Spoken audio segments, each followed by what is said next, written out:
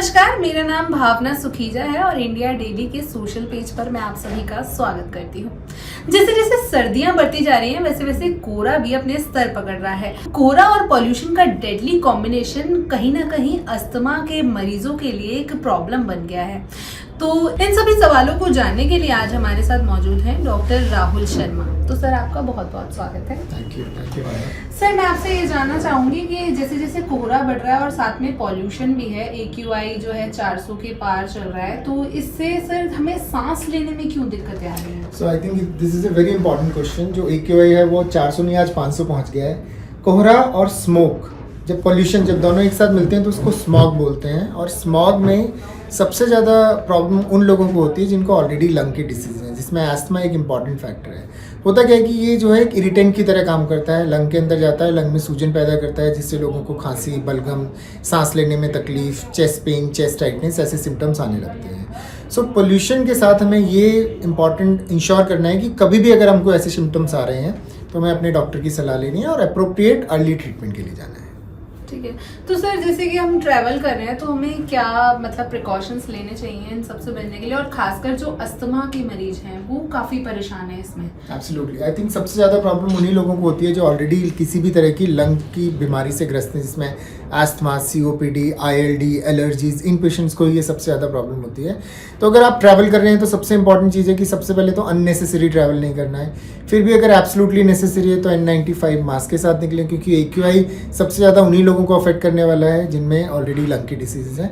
Although it is affecting everyone, कि हर किसी को इससे प्रॉब्लम हो रही है। तो जहाँ तक कोशिश हो सिर्फ नेसेसरी ट्रैवल करें, मास्क लगा के ट्रैवल करें। अगर आप किसी भी दवाई का सेवन करते हैं, किसी भी प्रकार की टैबलेट्स, इन्हेलर, रोटा कैप्स या नेबुलाइजर लेते हैं, वो रेगुलरली लेते रहें।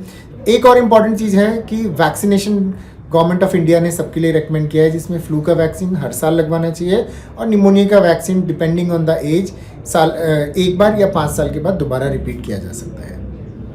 तो सर, जैसे जैसे कोहरा बढ़ रहा है वैसे वैसे बच्चों को भी काफ़ी परेशानी हो रही है, बच्चे भी काफ़ी परेशान है, लेकिन स्कूल जाना भी ज़रूरी है। तो उनके लिए क्या मतलब ऐसा कुछ ऐसे डाइट में फॉलो करें या फिर वो कुछ ऐसे ड्रिंक ऐड ऑन करें जो मॉर्निंग में जिनसे उनकी इम्यूनिटी बूस्ट हो और ऐसी प्रॉब्लम से वो बच सके? सो आई थिंक ये बहुत इंपॉर्टेंट क्वेश्चन है, क्योंकि अभी रिसेंटली एक स्टडी भी आई थी जिसमें ये देखा गया था कि जो बच्चे हैं जिनके ग्रोइंग लंग हैं, उनके lung as compare to western countries छोटे रह जा रहे हैं बिकॉज ऑफ पोल्यूशन।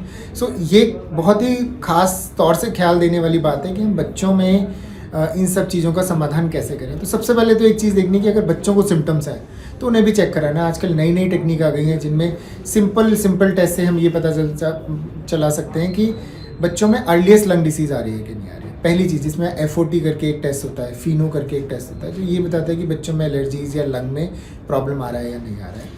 लेकिन अगर हम डाइट की बात करें तो बैलेंस डाइट देना बहुत ज़रूरी है। सो ऐसे सच अलग से कोई बूस्टर, बहुत सारे मार्केट में बूस्टर डाइट्स के नाम से आते हैं, लेकिन इंपॉर्टेंट चीज़ है कि अगर बच्चों को आप बैलेंस डाइट देते हैं जिसमें good amount of antioxidants, good amount of protein, carbohydrate and fat है, तो this is more than enough. उसके अलावा घर में बनी हुई जैसे लेमन टीज़ हैं, हनी दे सकते हैं बच्चों को, गर्म पानी के साथ हनी दे सकते हैं। ये सब चीज़ें हेल्प करती हैं इम्यूनिटी बूस्ट करने में, बट बैलेंस डाइट जैसा कोई भी उसका सप्लीमेंट नहीं है। तो सर, सांस लेने के अलावा अस्थमा के मरीजों को कुछ और भी प्रॉब्लम्स आ सकती हैं, और जैसे कि आप कह रहे हैं कि ये अर्ली एज में भी प्रॉब्लम हो सकती है, उसका टेस्ट कराएं, तो सर क्या सिम्टम्स हैं उसके? सो आई थिंक एस्थमा के लिए सिम्टम्स बहुत ही क्लियर हैं। जिन लोगों को भी सीजनल चेंज में, सो एस्थमा इमीडिएटली सांस की प्रॉब्लम नहीं करता है, धीरे धीरे बढ़ती है इसमें। सबसे पहले लोगों को एलर्जीज डेवलप होती हैं, सीजनल एलर्जीज आती हैं, धूल मिट्टी, dust, change of weather, change of temperature, इनके साथ एलर्जी होती है। कुछ लोगों को परफ्यूम के साथ एलर्जी होती है। एलर्जी में सबसे पहले लोगों को छींकें चालू होती हैं, हल्की फुल्की सांस फूलती है, सांस में साएँ साएँ की आवाज़ जिसको वीजिंग बोलते हैं वो आने लगती है। इसके अलावा चेस्ट टाइटनेस, सांस फूलना, ये तो बहुत ही लेट सिम्टम्स हो जाते हैं। लेकिन आपको जब भी ये अर्ली सिम्टम्स आ रहे हैं जिसमें uneasiness, chest tightness, discomfort, wheezing, बार बार एलर्जी होना, और अगर एक बार आपको एलर्जी हो रही है वो बहुत नॉर्मली जैसे 2-3 दिन में नहीं जा रही है और लंबा टाइम लेती है जाने में, then you must get yourself evaluated for allergy and asthma. Sir, जो लोग बाहर जा रहे हैं उनके लिए मास्क के अलावा भी कोई है? जैसे कि आजकल मशीन्स आ गई हैं जो कि पॉल्यूशन कंट्रोल करती हैं रहकर, तो उनका क्या मतलब, क्या वो सही है, यूजफुल है वो? So I am not aware of any such machine. जैसे मशीन में हम बात करेंगे कि एयर प्योरीफायर, जैसे कार प्योरीफायर आ गए हैं, सो बहुत सारे लोग बोलते हैं कि कार प्योरीफायर या कोई भी प्योरीफायर, उसमें सबसे पहले आपको ये देखना है कि whether it is a HEPA filter और not. Most of the filters in the market are HEPA like filter, so they don't work like HEPA filter. पहली चीज़, क्योंकि फिर ये जो छोटे छोटे पार्टिकल्स हैं उनको फिल्टर ऑफ नहीं कर पाते हैं. दूसरी चीज़, अगर आप कार में जा रहे हैं तो शीशे ऊपर करके रखने हैं, और लॉन्ग ड्राइव में जब तक आपका ये प्योरीफायर का इफेक्ट आता है तभी वो फ़ायदेमंद होता है. शॉर्ट ड्यूरेशन में बार बार दरवाजे खोलना, खिड़की खोलना, उसके साथ ये एयर प्योरीफायर बहुत ज़्यादा इफेक्टिव नहीं होते हैं. तो ये चीज़ें हमें ध्यान रखनी है. अगर आपके पास मास्क नहीं है तो सिंपल अपना रुमाल भी आप लगाते हैं तो उससे भी थोड़ा बहुत हम अपना पॉल्यूशन से प्रिकॉशन कर सकते हैं. इसके अलावा अननेसेसरी ट्रैवल सबसे पहली चीज़ है जो हमें हटाना है. एंड हम लोगों को भी कंट्रीब्यूट करना है कि पोल्यूशन ज़्यादा ना बढ़े. कार पूल करें, डस्ट वगैरह कंस्ट्रक्शन है अनऑथराइज ना करें. अगर कहीं भी हो रही है तो साथ में पानी वगैरह डालें, ताकि हम लोग इस चीज़ में कंट्रीब्यूट ना करें, क्योंकि ऑलरेडी बहुत पोल्यूशन है. तो हम लोग जितना एक एक करके इन चीज़ों को अगर कर्व करते हैं तो पोल्यूशन काफ़ी हद तक हम कंट्रोल कर सकते हैं. सर ये बात आप अपने पॉइंट ऑफ व्यू से बता रहे हैं, लेकिन अगर हम घर की बात करें तो दादी माँ और नानी माँ के नुस्खों में कहते हैं कि आप गर्म पानी पी लो या अदरक वाली चाय पी लो, तो उससे आपको सांस की प्रॉब्लम रुक जाएगी, या जो साएं हो रही है वो कहीं ना कहीं कंट्रोल हो जाएगी, सर्दी नहीं लगेगी, या ड्राई फ्रूट्स ले लो. क्या वो चीज़ें इफेक्टिव है? अगर मतलब दादी माँ के नुस्खे बोले इसे या हम आयुर्वेद बोले, तो आयुर्वेद मेडिकेशन जितनी है वो सब प्रिवेंटिव मेडिकेशन है.